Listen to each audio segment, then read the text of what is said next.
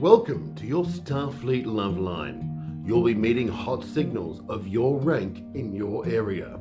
Only within the next 2 light years you might find love on this voyage we're about to take. Join us, won't you? Hi, my name's Travis, and I'm not a captain of anything but hearts.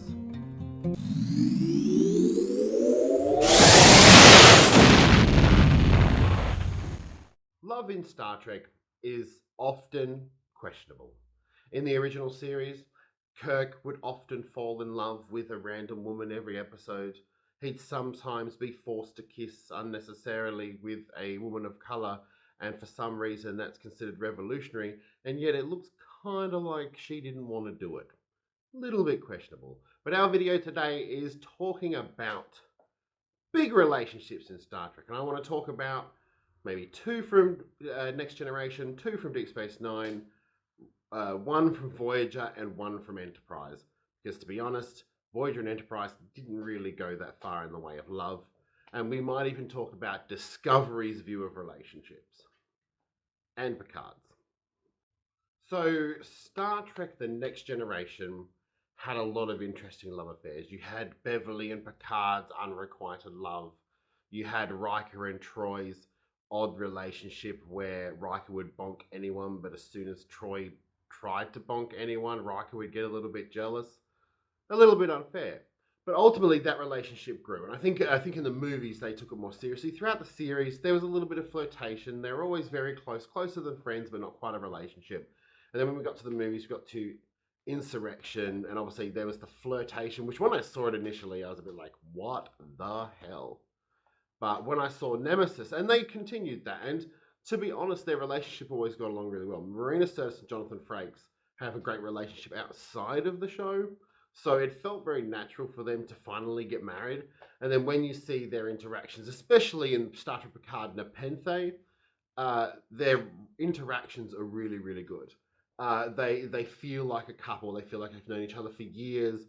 They're showing a lot of love. They're showing a lot of affection for their child. Riker fits the dad quality very well. Maybe it's because, I don't know, he is a dad. Marina Sirtis, especially in Nepenthe, plays Deanna better than she has before, and she shows more emotion and caring. I honestly, that episode cemented their relationship for me in my head. It was like a tip to the hat to all those years of watching this constant Riker's jealous, but Deanna's with a guy, and Deanna's not jealous at all that Riker's banging every alien. In terms of Captain Picard and Beverly Crusher, which I would say is probably the strongest relationship secondary to that within the Next Generation. The relationship starts off we know that there's a previous relationship, that Picard brought Wesley's dead father back to Beverly in the past.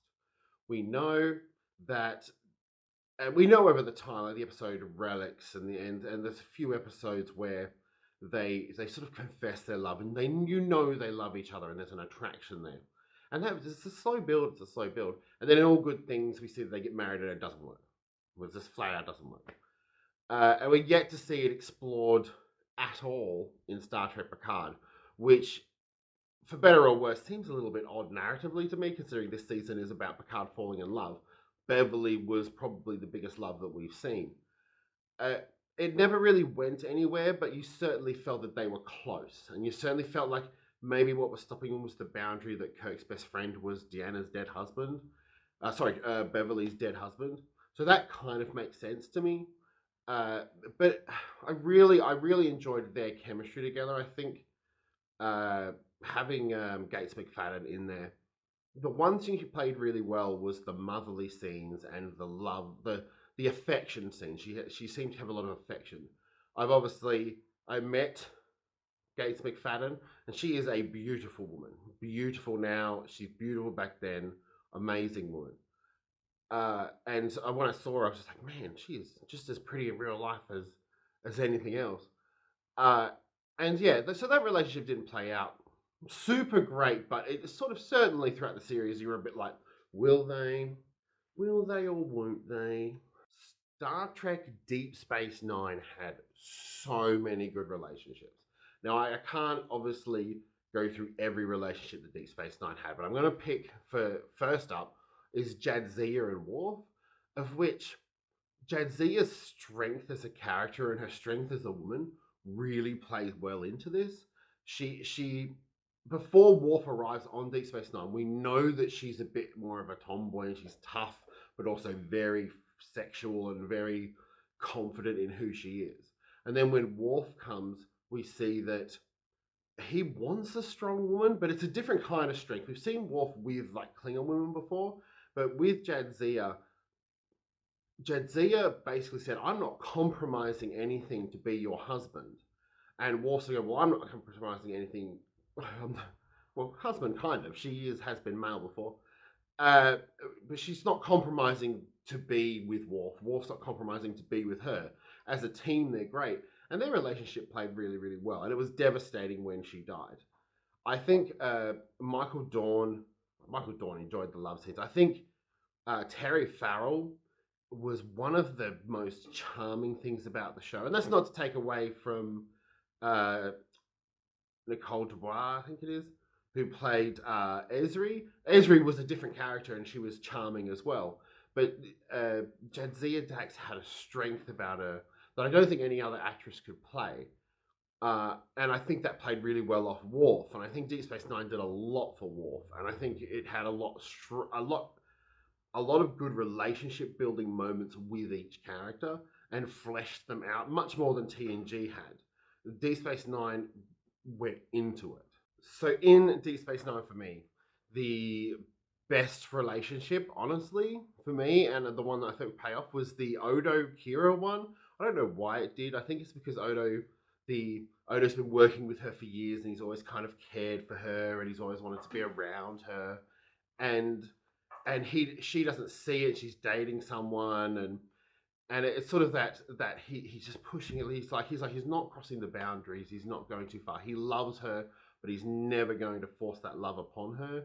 And then the way they get together through an argument, which is if Odo was going to get with anyone through an argument, that was who it was going to be, because Kira is just as argumentative and tough as he is. If Odo didn't get with Kira, he would have got with Quark, I'm pretty sure. And it was really interesting to see in terms of the way they built it, because it was a very different relationship from Worf and Jadzia, in that you saw Odo's love and you saw Kira's kind of sort of creep in later on, but you saw Odo sort of wanting it but never actually getting it. And that's why I think it was so clever, because they were running side by side. It was so clever to have these relationships be different, but ultimately the characters fit together so well and naturally. It was really amazing. With Voyager, we are not talking about Chakotay and Seven. We will never talk about Chakotay and Seven. That was a terrible relationship at the last moment, like Worf and Deanna at the end of TNG. Almost identical, because it was fucking stupid. Oh, Voyager, you tried. You tried for good relationships. You had Neelix and Kess, and that was horrible and a little creepy and not natural at all. It was really weird. I am going to kill this kitten. Um, then you had Chakotay and Seven, and that was terrible. The only relationship that I would have liked to have seen is Janeway and Chakotay, because seeing a captain in love is something we don't see often, except for in Discovery. But the real relationship that worked really, really well was definitely 100% was B'Elanna and Tom. Like, combative, argumentative, but they find each other attractive. They're both, once again, like, Tom has a strong personality, but at the same time, he knows that B'Elanna has a difficult personality sometimes too. So they build, and it's the only storyline in Voyager that really continues for romantic relationships, and it very much it builds to crescendo. With them getting married and having a child, like, you don't question it. It feels like a natural relationship and growth within the series. Unlike any other relationship in Voyager, because or any other romantic relationship in Voyager, because Voyager really didn't try. Enterprise. What do I say about Enterprise's relationships? I honestly, the most realistic relationship in it was Archer and the captain of the Columbia. Otherwise, every other relationship seemed forced or seemed weird. So the only one I can talk about is Trip and Paul, and it felt forced. 100% felt forced. They had a Vulcan massage at the beginning. They didn't really have a chemistry, and then I sort of went into it, and then it ended really sort of like, no, these characters don't suit each other. You're taking away from Paul. You're taking away from Trip. And then when they have a baby at the end, that's kind of a clone. Like I felt the emotions of it, but I really felt that whole relationship was forced. It didn't really grow on me. None of the other characters had any relationship feeling to it. The relationship overall didn't feel like, it felt like a non-event. It felt like they built it up. Oh, we got the sexiest people on the ship. They're going to get together. If anything, the romantic tension between T'Pol and Archer was a bit more realistic. Because he'd hated her all his life, it would have been interesting to play. Well, he hated Vulcans for a good chunk of his life, so it felt like that would have been the most logical way to go. But no, they went with Trip and Paul, and I really didn't believe their love affair. It felt very, very sort of, oh, okay. Star Trek Discovery had a few relationships. I never really liked Burnham's relationship at the beginning with Alex or whatever his name was. I honestly don't remember him because it was just a forgettable character. And it very much felt like it wasn't until with Culber and the gay relationship in there, I felt like it was realistic. I don't particularly like the Doctor's acting.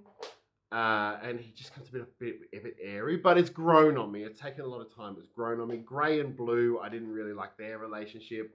It felt very forced and a bit like, really? The only good relationship, well, the two good relationships is obviously Booker and Burnham. And I think their relationship plays a lot better. They're very strong-willed people. They clash, but they can accept each other for their differences. It's a much more realistic portrayal of a relationship. Uh, and it's probably the best one in Discovery so far. I think Saru and the Vulcan president is pretty good. Like I'm really interested to see what the babies look like, and B that's some interesting dynamics. And so I'm interested to see where that goes. Hopefully we get that in season 5. You may have noticed I've missed Prodigy and Lower Decks. There's not really any relationships in either of those shows, uh, other than personal relationships, romantic relationships. No. So when we talk about the last series, which of course is Star Trek Picard, we were forced into relationships between Raffi and Seven, of which came a bit left field, but I like their chemistry and I think they work really well together. And I certainly enjoy Picard and Laris's relationship. I get it's there, but I don't yet believe in it. We got one episode where they showed romantic feelings, and then she was out of the series, and we got the Watcher, who's played by the same actress. Now, both actors are playing their hearts out. It's this whole season's about love, so they need to build that because it feels like it's a bit stretched to me. It also feels odd that they haven't brought up Beverly with Picard because it seems that would be quite important to bring up. So Raffi and Seven, their relationship was once again, it was tacked on at the end of season 1, and I like seeing it grow, but we haven't had time because the storyline's been so dense.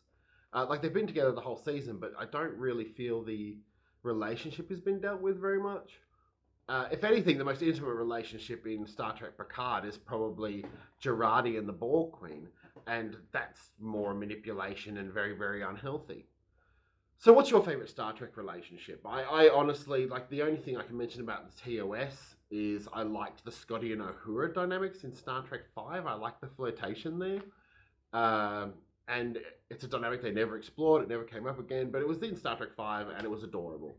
Otherwise, I can't think of anything else. Like, Kirk and Edith Keeler, he knew he was in time, it was one episode. They had good chemistry, but she was gone by the end of that episode. Kara Marcus and Kirk. Like it's the same thing. It's just like Kirk tended to have one shot women, and obviously David came from his relationship with Kara Marcus, but we never saw them in the relationship. So what do you think about the relationships? Do you think that they were good? Do you think they were bad? Is there any relationships I missed that you found much more enjoyable? Make sure to leave a like and a comment, and make sure to subscribe because I'll be doing random video topics as well as the Star Trek Picard reviews. I will be doing Star Trek Strange New Worlds reviews, and I'm thinking about doing Doctor Who reviews. The Doctor Who review obviously will be coming out tomorrow because that's when the next episode comes out, which is Legends of the Sea Devils. I hope you have a great Easter. If it's Easter when you're watching this video, have a great night. Check Trav out. My name's Timothy. I'm a cadet on the USS Intrepid, and I like to build models, and I like to kiss Borg on my spare time. Call me, girls.